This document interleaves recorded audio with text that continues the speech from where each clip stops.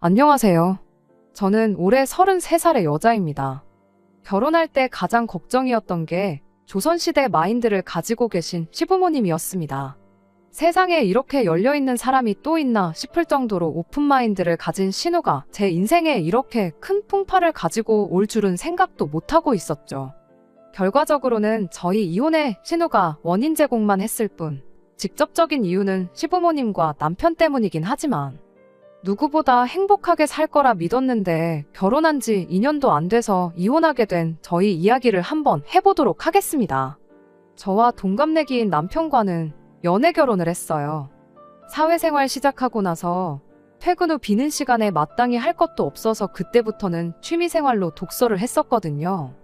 막상 책을 많이 읽기는 하는데 책에 대한 이야기를 나눌 사람이 없는 게 참 아쉽더라고요. 그러다 우연찮은 기회로 독서 모임을 알게 돼 거기에 참여를 하기 시작했어요. 그때 남편을 처음 만나게 되었죠. 모임에 몇 번 나가면서 책에 대한 이야기를 많이 나누긴 했는데 제가 성격이 워낙에 내성적이다 보니 누구한테 먼저 말을 걸고 그러지는 못했습니다. 그러던 중 남편이 먼저 저에게 관심을 갖고 말을 걸어오기 시작했어요. 같은 책을 읽는데도 그걸 해석하는 시각이 날카롭고 남다르다면서요. 그래도 몇 마디 나눠봤다고 다음번부터 모임에 참석하니 남편이랑 대화하는 게 제일 편하더라고요. 그렇게 모임에서 가깝게 지내기 시작하다가 서로 읽었던 책들도 추천해주고 그러면서 모임 외적으로 연락 주고받고 만나는 일도 생기게 되었죠.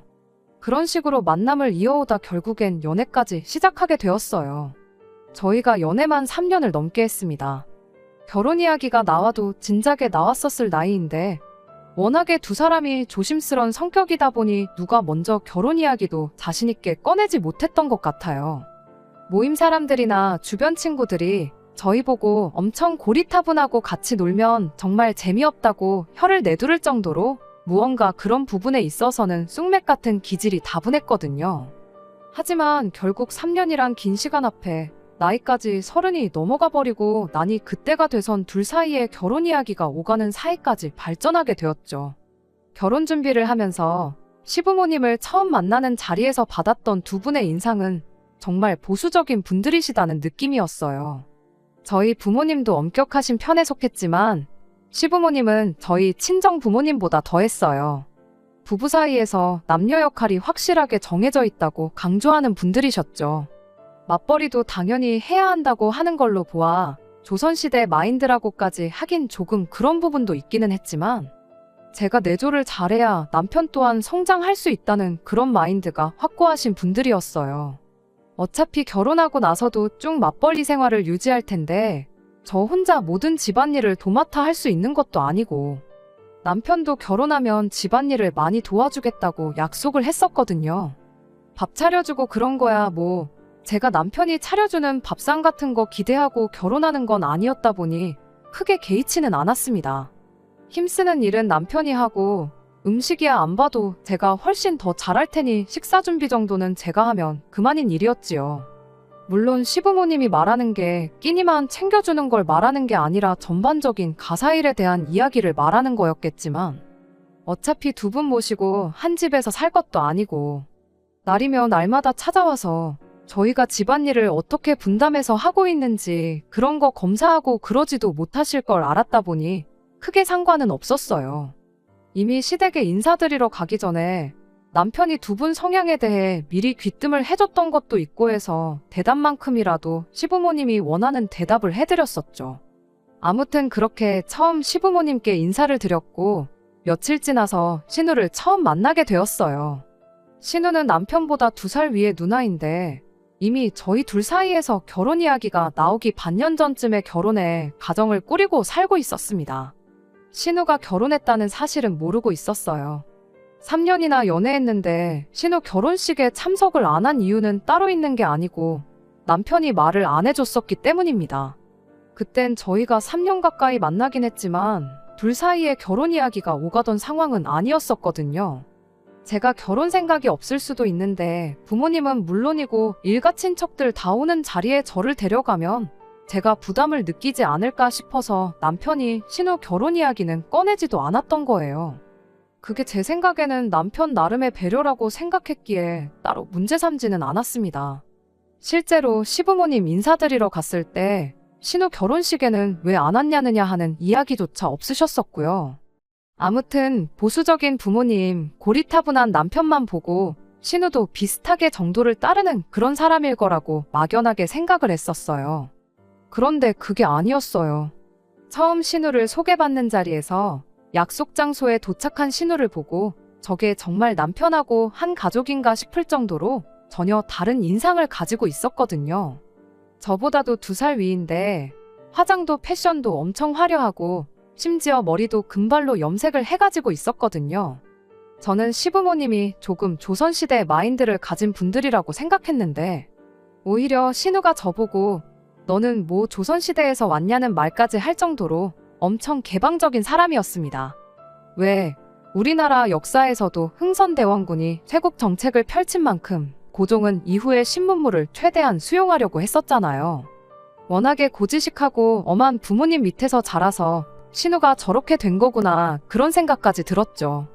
잠깐 인사 정도만 나누는 자리인 줄 알았는데 신우가 뭘 벌써 집에 가냐며 자기는 한 번 밖에 나오면 12시는 돼야 집에 들어가야 되는 사람이라고 하더니 이제 어차피 한가족들 사람인데 진실된 모습도 보여줘야 하는 거 아니겠냐며 셋이서 같이 술을 마시러 가자고 하더라고요. 술을 마셔야지 진실된 모습을 볼 수 있다 생각하는 사람들이 있는지도 그때 처음 알았죠. 평소에는 사람들이 전부 가면을 쓰고 가식적으로 행동하고 있다 생각하는 거였을까요? 아무튼 저는 술만큼은 정말 입에도 안 대는 사람이라는 게 문제였죠. 술을 안 마시는 게 모범적인 것이다 하고 금주를 하고 절주를 하고 그러는 게 아니었어요. 제가 그냥 술 자체가 몸에 안 받는 사람이라 정말 술하고는 인연이 없었죠. 어찌어찌 분위기상 소주 한두 잔 정도는 마실 수 있는데 그날 컨디션에 따라서 한두 잔만 마셔도 완전히 정신 못 차리고 뻗어버리는 경우도 허다해요. 그래서 술은 최대한 조심하는 편이죠. 그래서 술은 좀 그렇고 무알콜 맥주 정도는 마실 수 있다고 했더니 취하지 않으면 그게 무슨 재미냐고. 저보고 인생에 진짜 즐거움을 모르고 살고 있다느니 그러더라고요. 가만 보니 31면 아직 한참 때인데 50는 것도 그렇고 너무 수수한 거 아니냐고. 뭐 조선시대에서 왔느냐고 그러더라니까요. 아무튼 그날 신우가 사람이 부침성이 좋은 걸 떠나서 저랑은 참 안 맞는 사람이라는 걸 그때 처음 알았죠. 그날 이후로 결혼식 올릴 때까지 따로 신우를 만난 적은 없었어요. 이후로 상견례 때는 따로 참석을 안 했고 그 이후로는 결혼 준비한다고 정신없이 바빴거든요. 그 좋아하는 독서 모임도 안 나가고 결혼 준비하는 데만 열중을 했었죠. 그렇게 남편과 결혼을 하게 되었어요. 심해부는 결혼식 당일날 식장에서 처음 만나게 되었어요. 결혼 준비하는 동안은 신우하고 그날 이후로 더 만날 일이 없었다 보니 따로 인사를 나눌 일이 없었죠. 신우의 강렬한 첫 인상 때문에 그랬나 심해부 또한 속된 말로 조금 날티나는 그런 사람일 거라고 생각했었는데 신우랑 부부가 맞나 싶을 정도로 정반대의 인상이었습니다. 동글동글하니 푸근한 인상에 공부도 꽤나 잘했을 것 같은 모범생 이미지였죠. 솔직한 말로 둘이 어울리냐 물어본다면 아니라고 대답할 수밖에 없겠네요. 둘이 나란히 서 있으면 아마 세상 그 누구도 두 사람이 부부라고 생각도 못할 만큼 전혀 다른 두 사람이었거든요. 아무튼 저희가 결혼한 이후로 신은혜하고는 몇 번 만나긴 했지만 대부분이 시부모님이 동석한 자리에서였어요. 그랬다 보니 직접적으로 신은혜랑만 같이 만나 시간을 보냈던 적은 딱 한 번밖에 없었지요. 심해부도 술을 전혀 못하는 사람 같은데 신우는 왜 그렇게 술 타령만 해대는지. 아무튼 만났다 하면 술만 찾는 신우가 부담스러워서 이후로는 신은혜랑 만남을 제가 피하게 되었어요. 하지만 가족들 다 같이 모인 자리에서는 신우도 부모님이 계셔서 그랬나 술을 좀 자중하는 분위기라 그때는 아무 문제 없었지요. 그렇게 온 가족들이 다 같이 모인 자리에서 볼 때마다 느낀 건데 심해부가 신우를 참 많이 아끼고 사랑하는구나 하는 생각이었습니다. 뭐 외식을 가던 시댁에 모여 식사를 하던 그냥 신우 하나만 챙겨주고 그러는 시기였어요. 그래도 명색이 사위인데 장인 장모님 챙기는 척이라도 하는 게 맞지 않나 싶은데 그런 건 하나도 없고 진짜 신우만 그렇게 챙겨요. 예를 들면 뭐 고깃집 가서 외식을 하고 있다 치면 고기가 익는 족족이 신우한테만 덜어주고 신우가 상추를 잘 먹는다 치면 쌈이 떨어지기 전에 몇 번이고 셀프바 왔다 갔다 하면서 리필해주고 그러는 식이었지요. 상추가 한 장 밑으로 내려가지 않고 계속해서 리필이 되는 걸 볼 때면 세상에 이런 애처가가 또 있나 싶었죠. 저희 남편도 저 정도까지는 아니지만 평소에는 저를 잘 챙겨주는 편이긴 한데 시부모님 앞에서만큼은 조금 조심하는 눈치였어요. 결혼하기 전부터 아내가 내조해주는 걸 워낙에 강조하셨던 분들이다 보니 시매부가 신우한테 해주는 걸 남편이 똑같이 저한테 해주는 게 아니라 제가 남편한테 해주는 모습을 보길 바라셨거든요. 한 번은 남편이 제가 잘 먹는다고 반찬을 한 번 들어갔던 적이 있는데 남편이 자리에 다시 앉자마자 저한테 잔소리를 하셨던 적이 있어요. 너는 더 먹고 싶으면 네가 가서 떠오면 되지. 뭘 그런 것까지 남편을 시키냐 하는 식으로 말이죠. 그게 조금 그렇기는 했어요. 당장 그 자리가 시부모님하고 저희 부부만 해서 넷이 모인 상황이었다면 충분히 그런 반응을 보였다 해도 제가 이해를 할 수 있겠는데 뻔히 신우네랑 저희랑 다 같이 있는 자리에서 시매부는 신우 챙기는데 급급해서 다른 가족들은 신경 하나 안 쓰는데 시매부는 그래도 되고 내 남편은 그러면 안 되고 하는 게 도통 이해가 가질 않았죠. 저는 내조를 해야 하는데 신우는 내조를 받아야 하는 거잖아요. 게다가 저는 맞벌이, 신우는 그냥 집에서 살림하는 전업주부인데 말이에요. 하지만 그렇다고 그게 다르다고 불공평하다고 시부모님한테 따져서 뭐 하겠어요. 괜히 잔소리만 듣고 욕이나 먹겠지. 그냥 그러려니 하고 말았죠. 하지만 저도 사람인지라 언젠가부터는 이런 것들이 저를 조금씩 지치게 만들기 시작했어요. 그래도 결혼 직후에는 한 달에 한두 번씩 얼마 안 되는 횟수지만 가족 모임이 있으면 무조건 참석하는 쪽으로 노력을 했었는데 신우는 남편한테 대접받아 마땅하지만 저는 그러면 안 되는 상황이 저를 점점 피곤하게 만들었고 결국 언젠가부터는 시댁 식구들과의 자리를 제가 피하기 시작하는 지경에 이르르게 되었습니다. 아예 시댁 모임의 발길을 끊었던 건 아니지만 한 달에 한두 번씩 있는 자리를 두 달에 한 번만 참석한다든지 하는 식으로 줄이는 시기였죠. 이러나 저러나 맞벌이를 하고 있었다 보니 못 간다고 핑곗거리를 만드는 것 자체는 그렇게 어려운 일이 아니었습니다. 그래도 똑같이 공평해야 한다는 생각에 친정 식구들과의 자리도 똑같이 줄이게 되었고요. 하지만 제가 자기 가족들과 영 가깝게 지내지 못하는 제 모습이 남편 딴에는 많이 갑갑했었던 것 같아요. 은근슬쩍 시부모님이 불편하면 누나랑이라도 좀 친하게 지내면 안 되겠느냐 하는 식의 이야기를 자주 하고는 했었죠. 그래도 같은 또래인 신우라면 제가 덜 불편하게 느끼지 않겠나 싶었던 게 남편 생각이었던 것 같은데 저와 정반대의 성향을 가진 신우가 어떻게 보면 저한테는 제일 어려운 사람이나 마찬가지였다 보니 기회가 되면 시간이 나면 하는 식으로 신우와의 만남마저도 피하게 되었습니다. 그렇게 결혼한 지 1년이 넘어가던 시점이었어요. 반강제적으로 신우와 자주 시간을 보내게 되는 상황이 찾아왔습니다. 시매부가 해외 영업일로 원래도 해외 출장이 잦은 사람이었는데 그때쯤부터 회사 사정 때문에 출장을 한두 달에 한 번꼴로 거의 한 달씩을 나가 있게 되었거든요. 그 덕에 신우가 저희 집에 자주 찾아오게 되었어요. 시매부가 한 달 출장을 간다 치면 30일 중 거의 5일, 6일 정도는 저희 집에 와서 시간을 보내기 시작한 겁니다. 혼자 있으면 심심하다는 말도 안 되는 이유로 저희 집에서 하루 자고 가고 그런 식이었어요. 막상 신우가 저희 집에 놀러 온다고 해서 뭐 저희랑 신나게 놀고 가고 그러는 건 아니었습니다. 이미 몇 번을 말씀드렸다시피 신우하고 저는 거의 상극에 가까운데 코드가 다른 두 사람이 같이 있어봤자 뭐 재미있을 일이 몇 개나 있었겠나요. 신우는 여느 때처럼 술 타령만 하다가 혼자서 밤늦게까지 TV를 보고 시간을 때우는 시기였어요. TV 볼 거면 집에서 보면 되는 걸 왜 굳이 우리 집까지 와서 봐야 하나 싶을 때가 많았지만 한편으로는 심심한 것보다 혼자 지내는 게 조금 무서워서 그런 건 아닐지 싶은 생각이 들어서 딱히 못 오게 한다던가 하지는 않았습니다. 매일같이 왔다면야 그만 좀 오게 하라고 남편한테 말이라도 했겠지만 말씀드렸다시피 한 달에 대여섯 번 뿐이고 시댁에서도 며칠씩 지내다 가는 것 같은데 오히려 그걸 못 오게 막는다면 제가 이상한 사람이 되는 그런 상황이었으니까 말이죠. 나중 가서 알게 된 사실이지만 신우가 저희 집에 굳이 찾아오는 이유가 알고 보니 남편의 입김이 있었다는 걸 알게 되었어요. 남편이 제가 신우랑 자주 시간을 보내면 그만큼 친해질 거 아니겠냐, 그럼 시댁 모임에 참석하는 것에 대해 거부감을 덜 느끼지 않겠나 하고 너무 쉽게 생각했던 거였죠. 하루는 신우가 금요일 퇴근 시간에 맞춰서 저희 집에 찾아왔어요. 평소 때처럼 저희 집 도착하자마자 TV부터 켜가지고는 혼자서 시간을 보내기 시작했죠. 그런데 한참 TV 보다 말고 난데없이 좀 있으셔서 도저히 못 버티겠다며 저보고 어떻게 이렇게 재미없는 삶을 살 수가 있냐면서 지루하지 않냐고 계속 저한테 말을 걸어오더라고요.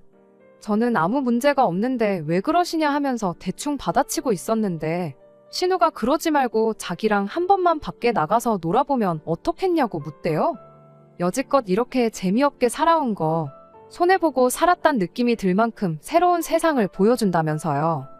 그러면서 자꾸 같이 나가자고 졸라대는데 애둘러서 좋게 거절하고 있었는데 그때 남편이 저를 방으로 따로 불러서 누나가 저렇게까지 나오는데 한번 같이 나가서 시간 보내고 와주면 안 되겠냐 하더라고요. 신우가 저랑 얼마나 친해지고 싶어서 저러겠냐고, 누나가 저만큼 노력하는데 계속 이렇게 피하기만 하는 거 솔직히 보기 좋지가 않다면서요. 누나의 정성을 봐서라도 한 번만 같이 나가서 시간 좀 보내고 와보면 안 되겠느냐 부탁을 하더라고요. 결국 남편의 부탁에 이기지 못해 신우와 둘이 나가기로 했죠. 이미 집을 나서는 순간부터 저는 어색하기만 했는데 신우는 의욕이 엄청 넘치더라고요. 그때까지만 해도 저는 별 생각 없었죠. 오히려 남편 말이 맞는 것 같아 반성까지 되대요. 그래도 가족이라고 신우도 나랑 성향이 전혀 다른 걸 알면서도 친해지자고 이렇게 노력하는데 솔직히 심해부가 신우한테 잘하는 게 자기 아내라서 잘하는 거지 뭐 작정하고 나를 시부모님 앞에서 물먹이려고 그러는 것 아니지 않나 그런 생각도 들었습니다. 그냥 시부모님의 이중적인 잣대가 불편했을 뿐이었으니까요. 그래서 밖에 나가서부터는 이렇게 된 거 그래 신우를 제대로 겪어보지도 않고 무작정 내가 실험만 한 걸 수도 있겠구나 까짓거 신우랑 한번 친해져보자 싶었어요. 혹시 아냐고 신우랑 친해지면 나중에 시부모님이 심해부와 남편을 두고 이중적인 태도를 보일 때 신우가 나서서 제 편을 들어줄 수도 있지 않겠나 나름 최대한 긍정적으로 상황을 받아들이려고 하고 있었어요. 신우가 자꾸 뭐 하고 싶냐, 뭘 좋아하냐 묻길래 저는 잘 모르니 형님이 가자는 대로 따라가겠다고 했어요. 그렇게 신우가 자주 간다는 술집으로 향했죠. 술은 같이 못 마셔줄지라도 술상대 정도는 되어줄 수 있겠다는 생각에 별 생각 없이 따라간 거예요. 그런데 신우가 저를 데려간 곳이 그냥 술집이 아니라 남녀가 합석해서 술 마시는 그런 헌팅 술집이었다는 게 문제였어요. 신우가 여지껏 몰랐던 새로운 세상을 보여준다는 게 난생 처음 보는 남자랑 합석해서 술 마시는 걸 줄은 정말 상상도 못했죠. 아니, 감히 세상 누가 상상이나 하겠어요. 다른 사람도 아니고 지 동생의 배우자를 데리고 나와 합석하는 헌팅 술집에 데려오는 신우가 세상에 어디 있겠나요? 제가 형님한테 미쳤냐고 결혼한 사람이 이런 곳을 왜 오냐고 딴 데 가자고 했더니 이런 데 오면 결혼한 사람이 오히려 더 인기가 많다면서 저보고 결혼 반지는 잘 끼고 왔지? 하고 딴소리를 하고 있는 거 아니겠어요. 그러더니 기어이 남자 2명을 어디서 물어와 합석을 시키기까지 하는 겁니다. 그 와중에 신우가 제 옆에 앉으려는 사람한테 한다는 소리가 제가 술을 2잔만 먹어도 뻗어버리는 애라고 어떻게든 술 2잔만 먹이라는 소리를 하는데 그걸 보고 장단 맞춰주는 것도 여기까지다 싶어서 그냥 자리에서 일어나 버렸어요. 신우가 저를 붙잡아 오겠다고 같이 따라 나왔죠. 신우가 저한테 한다는 소리가 산통 깨지 말고 정 같이 놀기 싫으면 머릿수나 맞춰달라길래 심해부도 형님 이러는 거 알고 있느냐고 따졌죠. 신우는 당연히 알고 있다고, 설마 남편 모르게 이런 데를 다니겠냐면서 다 믿음이 있으니까 가능한 거라는 소리를 하대요. 그러더니 저한테 자기가 뭐 이상한 거 할 줄 알고 끝까지 갈 줄 알고 이런데 오는 줄 알았냐면서 되려 저를 이상한 사람 취급하는 거 아니겠어요? 이야기가 길어지니 왜인지 모르겠는데 합석할 뻔했던 남자 둘이 어슬렁어슬렁 가게 밖으로 나와서 저희 쪽으로 오더라고요. 뭐 술 한 잔도 안 먹고 먹튀당한 줄 알았다며 안주 다 시켜놨다고 얼른 들어가서 놀자길래 저는 그냥 가봐야겠다고 한마디 했어요. 남자들이 그럼 짝이 안 맞아서 쓰겠냐면서 돌아선 제 어깨를 잡았는데 그때 보니까 저 남자들 왼손 약지에도 반지가 하나씩 껴있대요. 알이 크고 반지도 줄이 굵은 게 그냥 커플링은 아닌 것 같고 저 인간들도 결혼해서 가정이 있는 인간들처럼 보였어요. 어처구니가 없어서 집에 있는 가족들 생각하면서 니들끼리 재미나게 놀라고 한마디 했죠. 그랬더니 남자들이 뭐 말을 그렇게 하냐며 성질을 내기 시작했는데 신우가 두 사람을 말리더니 자기가 한참 때는 혼자 몸으로 두 사람 세 사람도 상대했다면서 저런 재미없는 거 같이 있어봤자 분위기만 상한다고 그냥 셋이서 놀자고 그러더니 저는 그냥 두고 가게 안으로 들어가 버리더군요. 저대로 두고 가도 되나 걱정이 되긴 했는데 감시한다고 따라 들어갈 수도 없고 언제 나올 줄 알고 밖에서 기다리고 있자니 그것도 아닌 것 같고 심해부도 이러는 거 안다는데 어련히 알아서 잘하겠지 하고 그냥 집에 들어와 버렸어요. 남편이 왜 벌써 왔냐, 누나는 어쩌고 혼자 왔냐 물어보는데 당신 누나가 헌팅 술집 데려가서 내 옆에 남자 한 명 붙여주더라 그렇게 한마디 해주려다가 신우 사생활도 있고 저는 2시간도 안 돼서 집에 돌아오긴 했지만 남편이 괜히 나까지 이상하게 볼 수도 있겠다 싶기도 했어요. 그래서 그냥 앞뒤 다 자르고 신우가 중간에 아는 사람들 만나서 그 사람들하고만 놀길래 그냥 혼자 집에 돌아왔다고 그렇게 한마디 하고 말았죠. 남편도 제가 처음 보는 사람들 많은 자리를 싫어하는 걸 알아서 그런지 별말은 안 하더라고요. 아무튼 그날 신우도 저랑 다툰 게 기분이 상했던 건지 뭔지 모르겠는데 그날 이후로는 저희 집에 더 이상 찾아오지 않게 되었어요. 솔직히 암만 심해부가 해외 출장이다 뭐다 해서 집을 자주 비운다지만 신우가 그런 식으로 찾아오는 게 썩 내키진 않았는데 차라리 잘 되었다 싶었죠. 그 뒤로는 괜히 신우를 보는 게 불편해서 시댁 모임에 거의 발길을 하지 않게 되었어요. 그러다 몇 달 지나 집안에 경사가 생겼다며 시부모님이 자리를 만들길래 그날은 어쩔 수 없이 시댁에 다녀와야 했습니다. 무슨 경사가 있나 했더니 세상에 신우가 임신을 했다는 소식이었어요. 시부모님은 물론이고 심해부도 입이 귀에 걸려서 다들 행복한 표정이었습니다. 그날 자리의 주인공인 신우만 빼고요. 가만 보면 웃고는 있는데 그 표정이 마치 억지로 웃고 있는 듯한 느낌이었달까요? 아니나 다를까 그로부터 몇 달 더 지나서 집이 아주 난리가 나버렸습니다. 시어머니가 다급하게 저희를 집으로 불러내서 찾아가 봤더니 집이 아주 개판 5분 전이 되어 있었어요. 집에는 심해부와 신우는 물론이고 심해부의 부모님까지 있었어요. 심해부 아버지 되시는 분이 집을 난장판으로 만들고 있으니 그것 좀 어떻게 말려달라고 남편을 찾으셨던 거죠. 무슨 상황인가 하니 그날 제 안 좋은 예감이 정확하게 들어맞았던 거예요. 그 기쁜 날 신우가 왜 반쯤 정신 나간 표정으로 웃고만 있었는지 저 혼자서만 생각하고 있던 게 실은 진짜 그래서였던 겁니다. 신우 뱃속에 있는 아이가 심해부의 아이가 아니었던 거죠. 심해부가 신우를 얼마나 굳게 믿고 있었던 건지 날짜 계산도 안 해보고 임신 소식에 당연히 자기 아이겠거니 생각했었나 보더라고요. 그런데 심해분의 부모님은 뭔가 찜찜했었나 봐요. 아들이 출장을 저렇게 다니는데 날짜 정도는 확인해봐야 싶었던 거죠. 그리고 아니나 다를까 날짜를 역으로 계산해보니 앞만 봐도 한참 해외 출장 중일 때 생긴 아이가 아니고선 그 날짜가 나올 수 없다는 걸 눈치챈 거죠. 말인즉슨 신우 뱃속의 아이가 심해부의 아이일 수가 없다는 사실을 알게 된 거예요. 만약 심해부가 신우의 임신 사실을 몰랐더라면 아무도 모르게 그 전에 어떻게든 조치를 취할 수 있었을 텐데 심해부가 임신 사실을 알게 되었으니 신우도 어떻게 대처를 못하고 심해부 아이인 척하면서 어찌할 바를 모르고 정신줄을 놓고 그러고 있었던 겁니다. 그런데 이젠 병원 간다고 해서 해결이 되지도 않을 만큼 시간이 지나버려 어쩔 수 없이 아이를 낳아야 하는 상황이 찾아오게 된 거죠. 심해분의 집에서 당장에 이혼부터 시키라고 난리를 떨었는데 그 와중에 또 신우에 대한 심해부의 사랑은 여전하더군요. 신우랑 이혼하고 싶지 않다고 그냥 내 자식이다 생각하고 키우겠다고 자기 부모님한테 대들고 있는데 그 말이 끝나기 무섭세 심해분의 어머니는 뒷목부터 잡고 쓰러지네 만회하고 있고 콩가루 집안도 이런 콩가루 집안이 따로 없었습니다. 결국 심해분의 집에서 시댁에 조건을 걸기를 애를 입양을 보내던 어떻게든 우리 아들 앞길에 걸림돌이 되지 않게 알아서 처리를 하라고 한 거예요. 그리곤 그때까진 연락도 하지 말라고 한마디 하고 심해부를 데리고 나가더라고요. 그제서야 시부모님도 신우한테 미쳤냐고 제정신이냐고 뭐라 한마디 하시대요. 애 아빠는 누구냐고 남자 쪽에도 책임이 있는 거니 그 사람까지 한자리에 불러서 상의를 해봐야 하지 않겠냐는데 신우가 아무 말도 안 하고 가만히 있더라고요.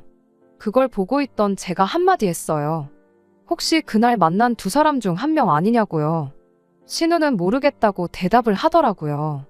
그 전에도 그 이후에도 그런 식으로 만난 남자가 한둘이 아니고 심지어 그렇게 만난 사람들 연락처도 모른다고 하더라고요.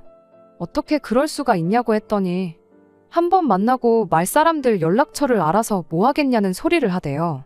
그런 식으로 한 번만 만나면 일탈이지만 두 번을 만나면 불륜이라고. 자기도 조심한다고 한 건데 왜 이렇게 된 건지 모르겠다며 짜증만 내고 있는 겁니다.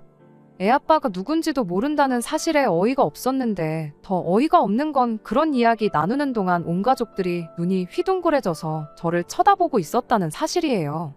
그러더니 이 책임을 저한테 돌리기 시작하더군요. 시어머니가 너는 신우가 그렇게 밖으로 도는 걸 다 알고 있었던 거냐고.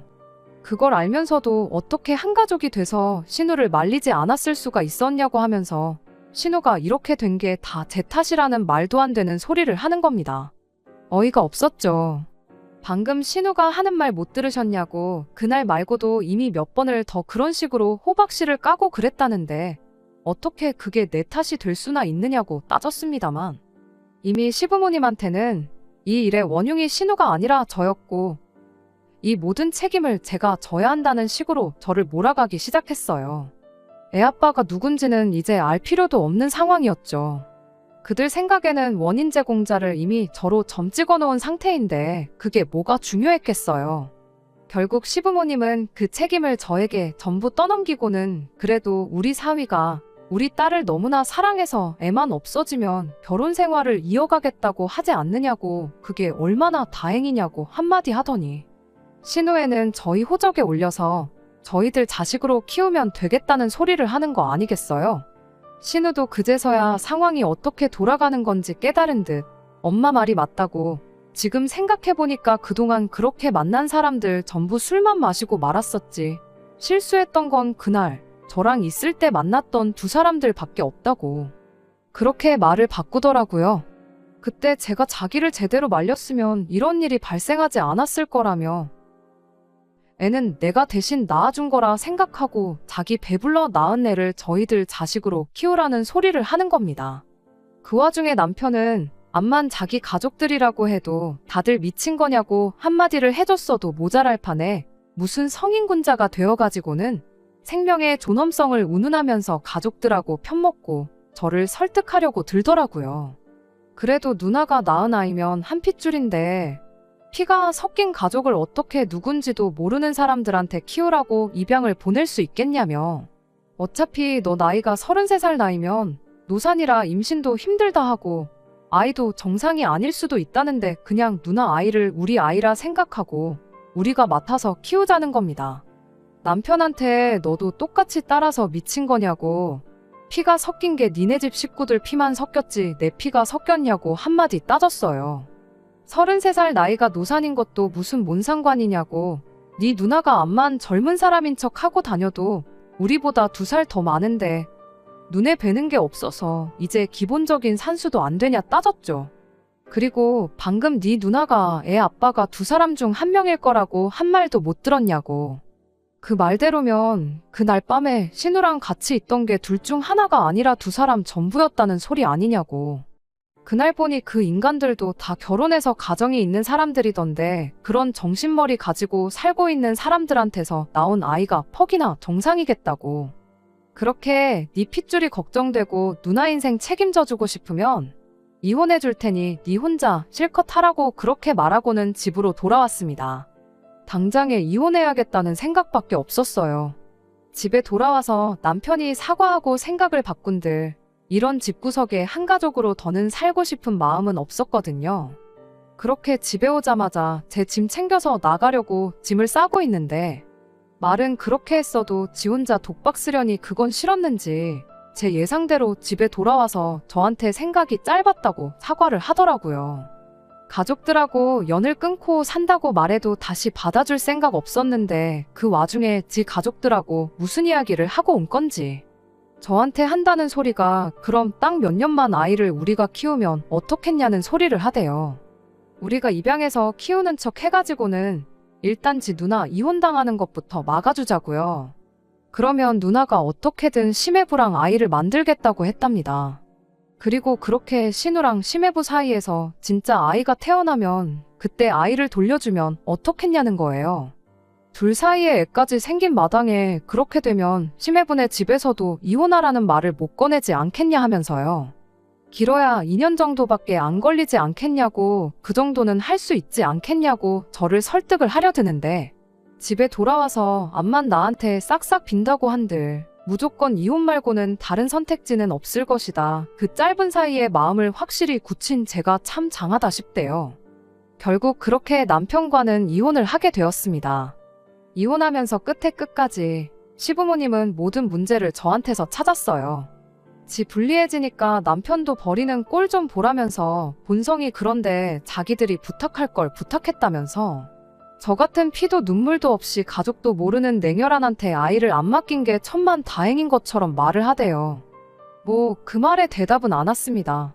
이렇게 갈라서게 된 게 누구한테 천만다행인 건지는 아마 모르긴 몰라도 살다 보면 빠른 시일 내로 다시 깨닫지 않겠나 싶어서요. 뭐 조선시대에도 대를 이을 장손이 없으면 다른 형제 집에서 아들 자식을 데려오는 경우는 있다고 봤지만 적어도 그 데려온 자식이 밖에서 데려온 자식은 아니었겠지요. 암만 제가 33 나이로 이혼녀 딱지를 달게 되었다 한들 자기들 편한 대로만 해석하는 썩어빠진 유교사상 조선시대 마인드를 갖고 있는 집구석에서 탈출한 건 정말 다행이라는 생각밖에 들지 않네요. 안녕하세요. 이걸 후기라고 해야 할지 해명이라고 해야 할지 모르겠는데 왜 거기서 오지랖 넓게 그날 이야기를 꺼내서 이혼까지 하냐는 댓글이 있어서 이렇게 추가로 글을 남기게 되었습니다. 일단 첫 번째로 이혼한 부분에 대해선 한치의 후회도 없어요. 신우가 아니었어도 심해부랑 남편을 두고 다른 가치관을 들이대는 시부모 때문에라도 언젠가 일이 터지면 터지지 않았을까 싶어요. 그리고 신우랑 같이 나간 날 그날 일에 대해 함구를 하고 있었다고 한들 물론 제 생각이긴 하지만 신우가 저 때문에 저렇게 된 거라고 책임만 안 돌렸겠지. 분명히 끝에 가선 무슨 이유를 대서든 그 아이를 저희 보고 키우라고 했을 거라 확신합니다. 이거 해명하겠다고만 후기를 보낸 건 아니에요. 신우도 결국 이혼하게 되었거든요. 심해부도 정신을 못 차린 게 그 와중에도 신우랑 헤어지기 싫다고 부모를 설득을 했었는가 봐요. 그래서 어찌어찌 애아빠만 찾아오면 애 클 때까지 양육비를 받고 지 자식으로 키우던가 그쪽에서 원하면 아이를 넘겨주던가 하는 쪽으로 결정을 내렸다는데 그 와중에 애아빠 찾아낸다고 후보를 추리다가 저랑 같이 나갔던 문제의 그날 애아빠일 수도 있는 사람이 같은 날에 2명이나 된다는 사실을 알려줬는가 봐요. 심해부가 생각보다 더 호구라서 애아빠만 찾아오면 지 자식으로 키운다는 소리에 무슨 말을 해도 용서를 받을 거라 생각한 건지 대체 무슨 생각으로 그런 건지는 저도 모르겠지만 그 말을 듣고 다행히 심해부도 정신이 퍼뜩 들었던가 봅니다. 애아빠 후보가 한두 명이 아닌 것도 미치겠는데 하룻밤 사이에 2명이나 된다는 그 사실에 이건 그냥 넘어가주고 말고 할 것도 없다 싶어서 그냥 그 길로 완전히 이혼하기로 했다나 봐요. 말도 안 되는 집구석에 사위랑 며느리로 있는 것보다야 이혼하게 된 게 심해부도 저한테도 더 좋은 일이 아니겠나 싶네요. 끝까지 들어주셔서 감사합니다. 오늘의 사연은 여기까지입니다. 구독과 좋아요, 알람 설정 부탁드리고 더 좋은 사연으로 다시 찾아뵙겠습니다. 감사합니다.